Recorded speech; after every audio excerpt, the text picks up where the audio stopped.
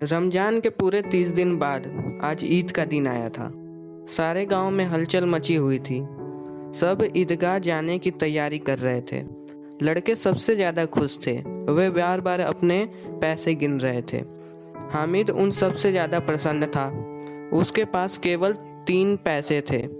हामिद के माता पिता मर चुके थे। अब वह अपनी बूढ़ी दादी अमीना के साथ रहता था और उसकी गोदी में सोता था। गांव में बच्चे अपने अपने बाप के साथ मेले को जाने की तैयारी कर रहे थे। हामिद की दादी उसे अकेले मेले में भेजना नहीं चाहती थी। हामिद के जिद करने पर वह उसे भेजने के लिए मान गई थी। गांव से टोलियां मेले के लिए चल पड़ी थीं। हामिद भी साथ चल पड़ा। सब बच्चे कभी दौड़कर आगे निकल जाते और कभी पेड़ के नीचे बैठकर पीछे वालों का इंतजार करने लगते। शहर को जाने वाला रास्ता शुरू हो गया था। ईदगाह जाने वालों की टोलियां नजर आने लगी थीं। ग्रामीणों का यह दल अपनी गरीबी से बेखबर धीरे धीरे चल रहा था।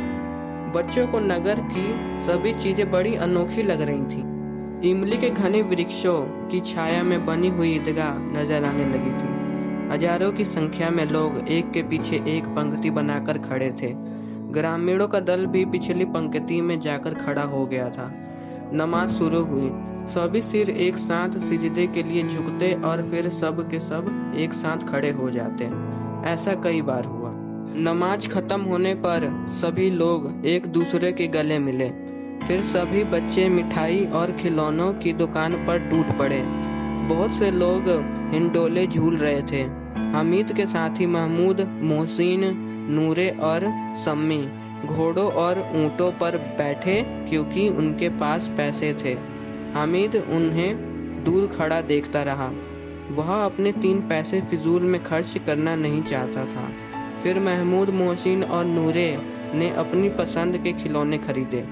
वे सब 2-2 पैसे के खिलौने थे। हामिद यह नहीं चाहता कि अपने पैसे खिलौने पर खर्च करे।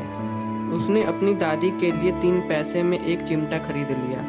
हामिद ने जब चिमटा ले जाकर अपनी दादी को दिखाया तो वह नाराज हुई। किंतु जब हामिद ने बताया कि तवे से उनकी उंगलियां जल जाती थीं इसलिए उसने चिमटा खरीदा था, तब यह सुन बूढ़ी दादी बच्चों की तरह रोने लगी और हामिद उन्हें चुप कराने और उनके आंसू पोंछने लगा था।